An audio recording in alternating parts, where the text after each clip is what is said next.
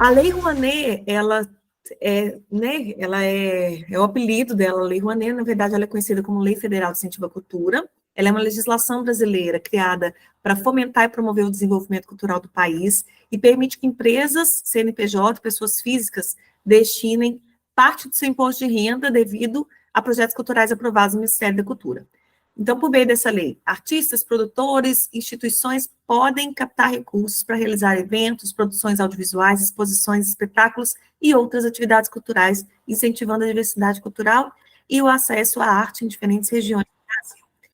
Aqui eu tenho um mapazinho do que acontece, né, quando a gente começa a entrar por nosso pé aqui dentro da Lei Rouanet. Então, primeiramente, nós que somos proponentes, podemos ser pessoa física ou pessoa jurídica, a gente escreve uma proposta cultural e cadastra dentro de um sistema, que chama Sistema de Apoio às Leis de Incentivo à Cultura, que é o SALIC. Depois de cadastrado no SALIC, o Ministério da Cidadania, que não é mais o Ministério da Cidadania, é o Ministério da Cultura, graças a Deus, fez a análise dessa proposta. Se ela for admitida, ela se transforma em projeto. Então, ela entra como proposta, é analisada, e se for admitida, ela se transforma em projeto, tá?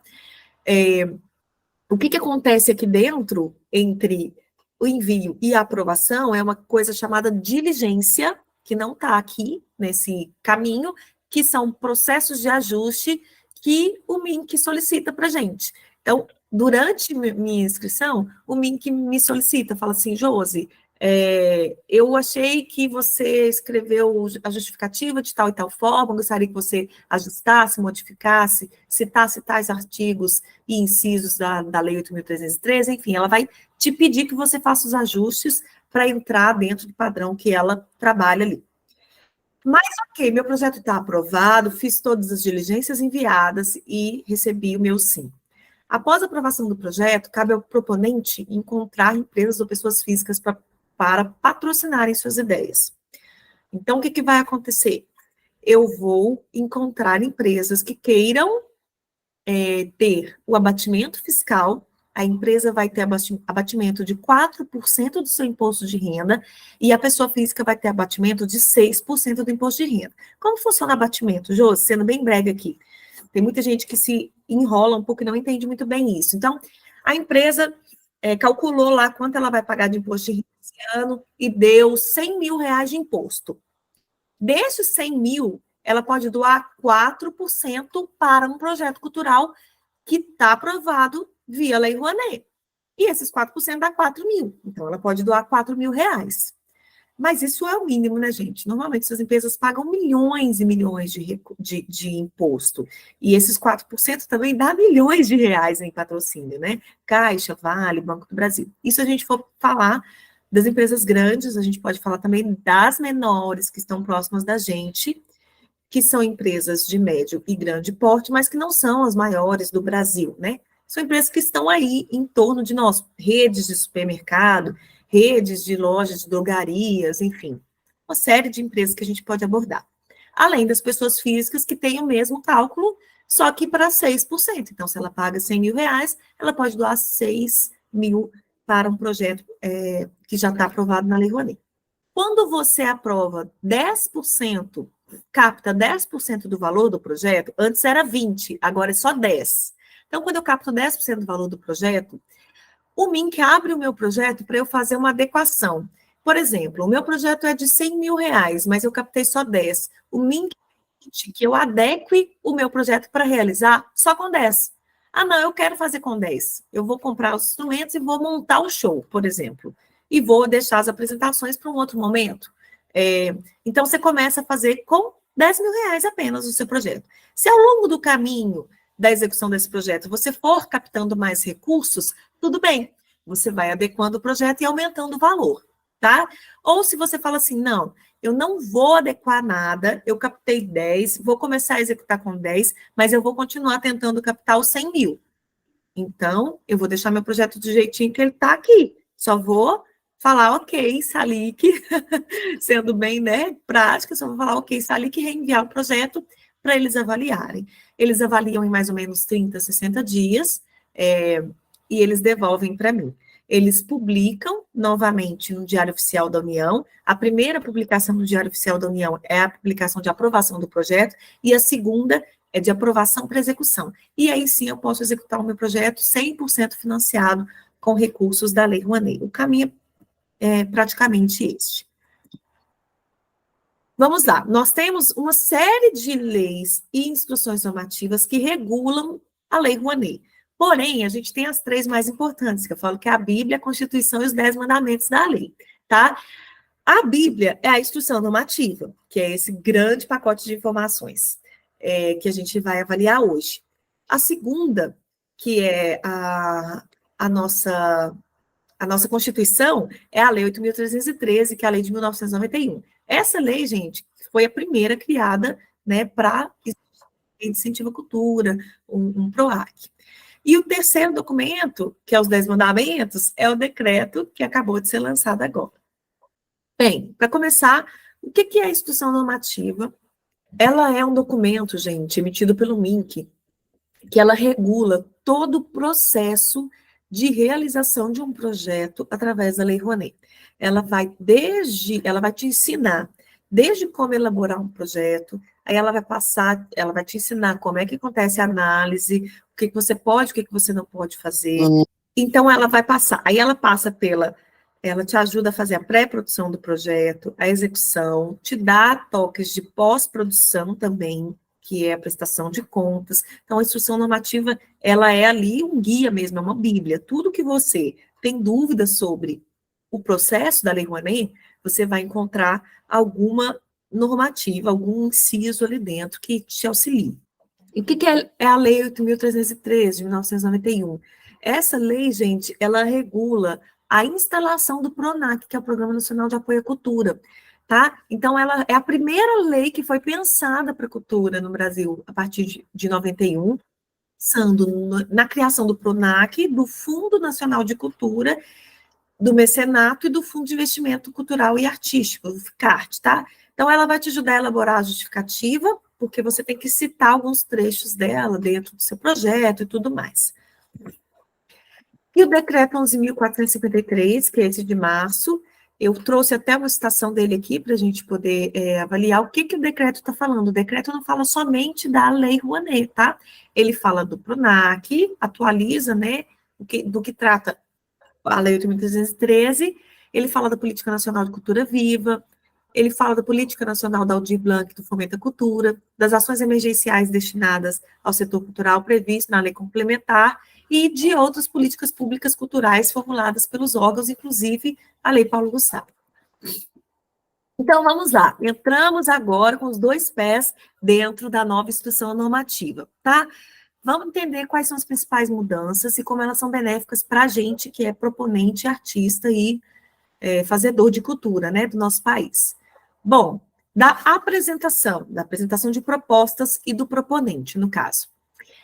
Aqui no artigo 4, ela fala: as propostas culturais e suas documentações correspondentes serão apresentadas por pessoa física ou jurídica. Então, aqui já tem um ponto legal. A maioria dos editais culturais hoje no Brasil estão optando mais por pessoa jurídica do que por pessoa física, e a Lei Rouanet está aberta para todos os 2 tipos de proponentes, e é feito por intermédio do Salic Web, que é esse sistema.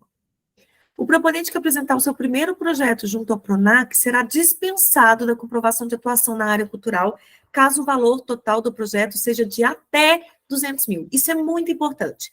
No antigo governo, a gente teve um grande problema, porque eles foram mudando a quantidade de projetos que a gente podia propor e o valor. E aí chegou no momento que você podia propor um projeto por ano, de até 500 mil, e tinha que comprovar assim, uma mega comprovação de atuação na área, um portfólio, um clipping muito bem elaborado para você aprovar esse projeto.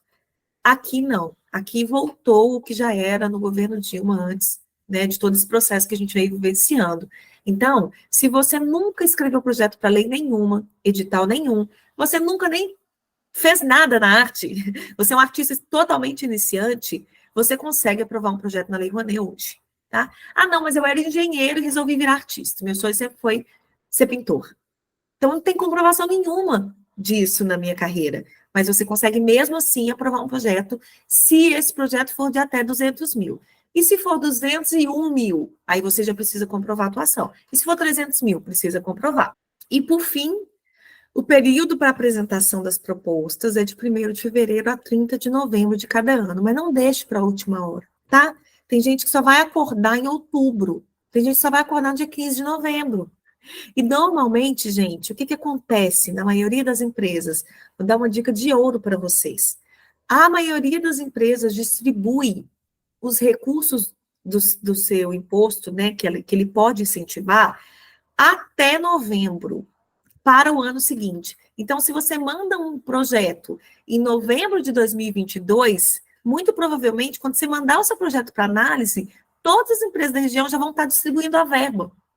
Aí você só vai conseguir captar ele no final de 2023, que é quando as empresas vão novamente escolher os projetos que vão ser executados no ano seguinte, entenderam? Então, em 2022, ali até novembro de 2022, as empresas estão distribuindo a verba para os projetos de 2023. Então, agora, por exemplo, a maioria dos projetos já estão recebendo seus patrocínios, e algumas empresas que pagam imposto de 3 em 3 meses ainda tem recursos para destinar, não são todas, mas é uma grande maioria que vem escolhendo esse método de incentivo que vem funcionando para elas, tá? Então, elas escolhem ali uma época do ano só e destinam todo o recurso do ano seguinte.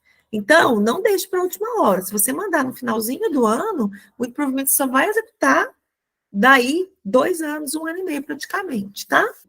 Então, vamos lá, dos limites, tá? Isso aqui tá muito legal também. Enquanto que antes a gente só podia mandar um projeto de até 500 mil reais, e mesmo se o meu projeto desse 250, eu não poderia mandar outro. Aqui, se eu for empreendedor individual, microempreendedor individual ou pessoa física, eu posso mandar até 4 projetos totalizando R$1 milhão. Então, eu posso mandar o meu primeiro de 200 mil, se eu não tiver experiência, e mandar mais 3, dividindo R$800 mil entre esses 3. Eu posso mandar um de 500 mil e 3 de 150 mil, entenderam? Então, eu vou dividir ali, ou 4 ou 1 milhão, né? Para demais enquadramentos do empreendedor individual, pode mandar até 8 projetos, totalizando 6 milhões. Então, aí a gente tem que o valor aprovado para captação por projeto fica limitado a 1 milhão, respeitando algumas exceções.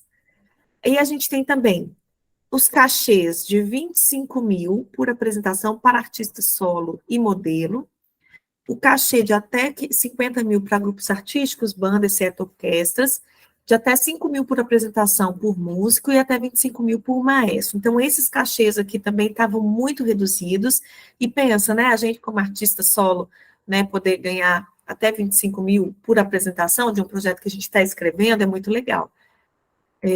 Das vedações, então é vedada a apresentação de propostas que envolvam a difusão de imagem de agente público, pessoas físicas ou jurídicas de direito privado que tenham como dirigentes, administradores, controladores, membros do conselho, pessoas voltadas ou envolvidas, né, na política, por órgãos integrantes da administração pública direta, ou pessoas cujo benefício seja a construção de portais, estátuas ou réplicas em logradouros públicos, cujo objetivo seja a concessão de bolsa de estudo de graduação ou pós, então não dá para estudar, né, com o recurso da lei, que contenham ações que se caracterizem como proselitismo ou cultos religiosos. Então, aqui entra uma certa ambiguidade dentro da lei, porque se a ação que você está propõe culto religioso, ela não aprova, mas se a ação que você está propondo contém a restauração de uma igreja ou de um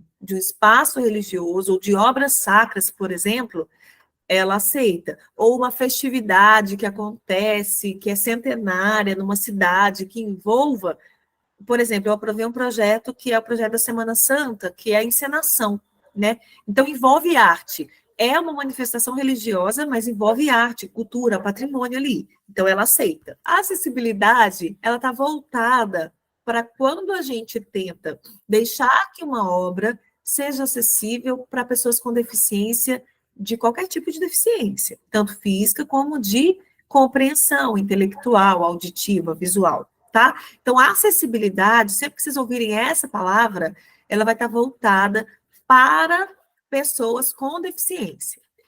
A democratização do acesso, que é um termo muito usado em editais, não só da Lei Rouanet, mas todos os editais agora têm esse termo, a democratização do acesso, ela está voltada para quando você tira de um espaço que é fechado a poucos e abre, não tira, na verdade, você amplia para receber aqueles que não têm acesso. Então, você está democratizando, você está popularizando o acesso. Então, quando, por exemplo, eu estou indo para um SESC, né, teve o edital do SESC aberto há pouco tempo, a gente se inscreveu, escrevi várias pessoas, e aí a gente pegou, por exemplo, o projeto da Margarete, que está aqui, que era para acontecer só dentro dos SESCs, e a gente tirou para 5 escolas das cidades que estão lá, dentro das cidades contempladas, mas que são cidades lá do B, do Rio de Janeiro, que normalmente ninguém vai querer ir.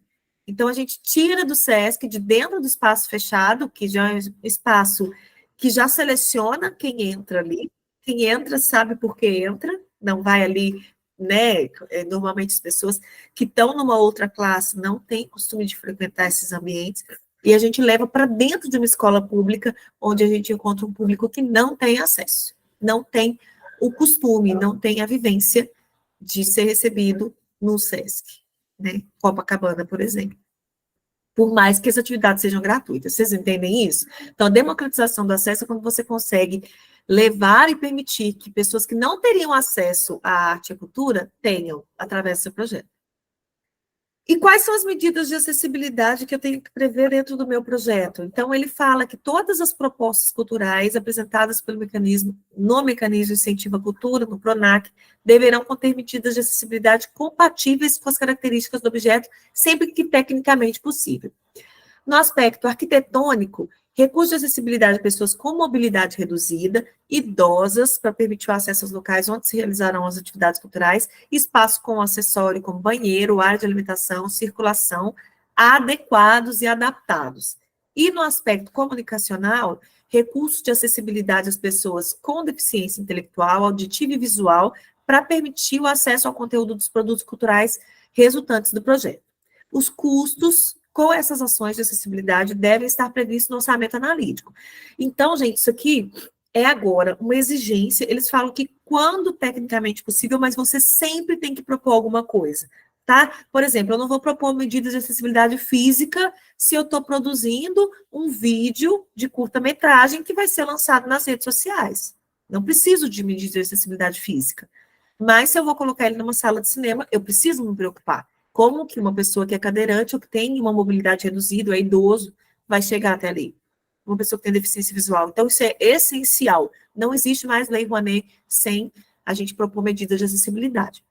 E na democratização do acesso, de caráter social, a distribuição de ingressos e produtos culturais para pessoas de grupos minoritários ou comunidades em vulnerabilidade social, tais como negros, indígenas, povos tradicionais, populações nômades, pessoas em situação de rua, pessoas LGBTQIA+, pessoas com deficiência, beneficiários da Bolsa Família, CAD único, e de caráter educativo, a distribuição a alunos de rede pública de ensino fundamental, médio ou superior. Tá vendo o que eu estou falando? Então, gente, não existe mais aquela Lei Rouanet que privilegia, né, que fecha o recurso e que deixa uma sala VIP ali. Não existe mais isso. Agora, quanto mais popular e democrático for o seu projeto, mais chance você tem de aprovar.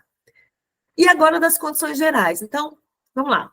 O prazo para análise máximo de um projeto é de 60 dias, podendo ser ampliado para até 120 dias, quando são projetos de restauração de patrimônio histórico, construção de imóveis, que tem uma complexidade maior para análise de documentos. As despesas realizadas entre o dia da publicação da portaria de autorização para captação e o dia da efetiva aprovação da execução do projeto poderão ser ressarcidas. Então, isso aqui é muito legal. Antes, não podia. Eu aprovei meu projeto no dia 1º de janeiro. Só que eu só consegui captar recurso para ele no dia 1º de junho. Mas eu tinha que fazer ele, porque, de qualquer forma, ele já é uma festividade tradicional aqui da região, e ele sempre está acontecendo. Então, eu já estava executando, já tinha comprado um monte de coisa, já tinha contratado um monte de gente, quando eu consegui o recurso. Então, isso quer dizer que eu posso ser ressarcido.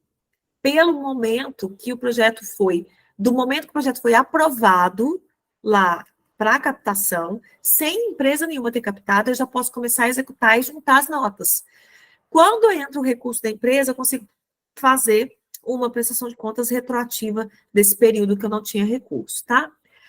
E aqui já é ajustado, né, aquela porcentagem que eu falei, que antes era de 20% e agora é de 10%, que depois de 10% de captado o projeto, eu posso começar a execução, caso eu queira. Bom, áreas aceitas pela Lei Rouanet. Olha quanta coisa dá para propor aqui dentro.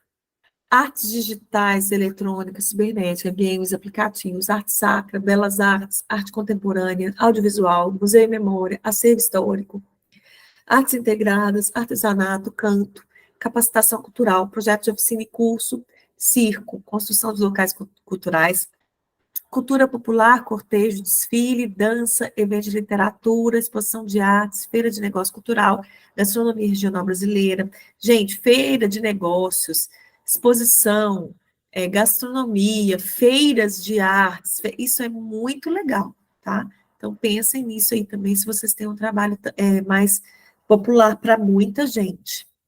Grafite, livros impressos, música e ópera, periódicos e outras publicações, preservação do patrimônio cultural material e imaterial, produção de conteúdo audiovisual de curta e média metragem, televisiva não seriada ou websérie. Produção de design independente, produção de moda autoral regional brasileira. Gente, a lei de incentivo à cultura é uma lei totalmente voltada para a arte e cultura. Então, vamos dizer, o meu projeto de moda pode ser inscrito? Depende.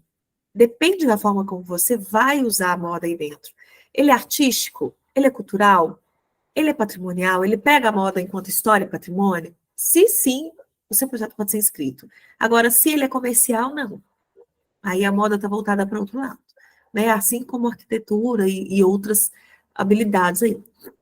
Então, vamos terminando. Produção e restauro de artes visuais, produção radiofônica, rádio, TV educativa, sala de leitura, teatro e teatro musical.